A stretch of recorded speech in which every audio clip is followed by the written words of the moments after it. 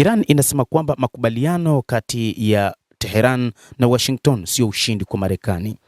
Iran inasema kilichothibitisha hadi sasa ni kushindwa kwa ubabe wa Washington, huku shirika la nguvu za atomiki duniani IAEA likishikilia kupatiwa fursa ya kuendeleza ukaguzi kwenye vinu vya nyuklia vya Iran. Mkuu wa timu ya upatanishi ya Iran, Mohammad Bagher Kalibaf, ameyataja makubaliano yanayoendelea sasa kati ya nchi yake na Marekani kuwa ni tangazo la kushindwa la Washington.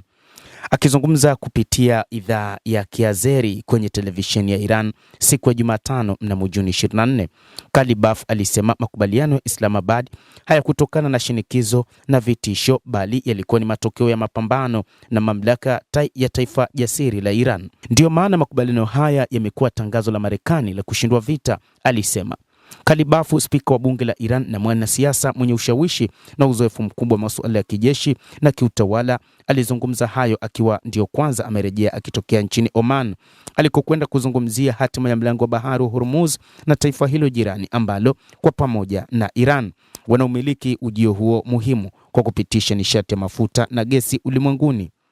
Alisema kuanzia sasa ni jukumu la mataifa Mashariki ya Kati na Ghuba pekee kuhakikisha usalama wa eneo hilo na sio la mgeni yeyote, akimaanisha Marekani na washirika wake wa Magharibi bila kuwataja kwa majina. Oman imeruhusu meli kupita. Kwa upande wake, Oman imesema itaendelea kuachia wazi sehemu yake mlango wa bahari wa Hormuz ili kuziruhusu meli kupita bila kuzitoza malipo yoyote, kwa kushirikiana na shirika la kimataifa la safari za baharini IMO. Taarifa iliyochapishwa na Oman kama indhari kwa meli ilisema kwamba kutokana na ukosefu wa usalama, Muscat imeanzisha njia za muda kwa meli hizo kupita upande wa kaskazini na kusini mwa mlango wa bahari huo. Iran na Oman zilianza majadiliano juu ya mustakabali wa usimamizi wa safari na huduma kwenye mlango wa bahari wa Hormuz kuanzia siku ya Jumanne ya Juni 25.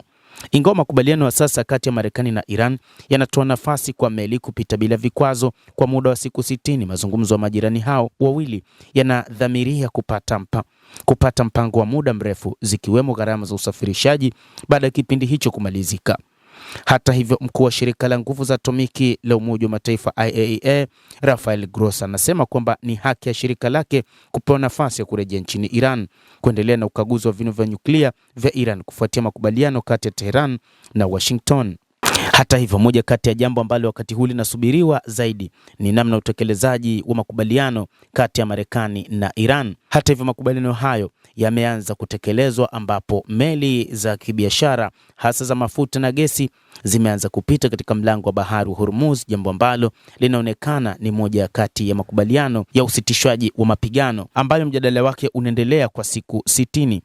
Basi endelea kutufuatilia mtazamaji, lakini nikusihi usisahau kulike, usisahau kucomment, kadhalika usisahau kusubscribe channel yetu hii ili upate habari hizi kwa mapana kupitia The World News. Mimi ni Adam Hussein, endelea kuwa nasi wakati wote, endelea kutufuatilia ujue ni nini kinachojiri katika ulimwengu, na sisi The World News tutakujuza kwa mapana.